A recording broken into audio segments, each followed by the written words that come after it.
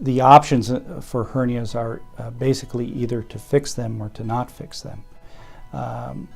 The reasons for fixing them usually boil down to two things, either because of pain or because of the risk of incarceration and strangulation, which are some of the complications of a hernia.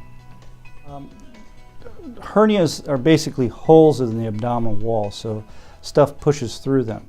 Sometimes that stuff can get caught outside. Sometimes the blood supply can get pinched off.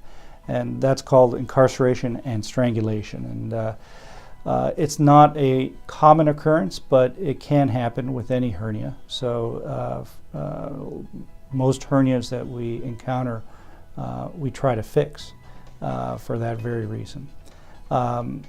The other complications that you can have with hernia have all to do with what's being pushed through that defect. You can get obstruction.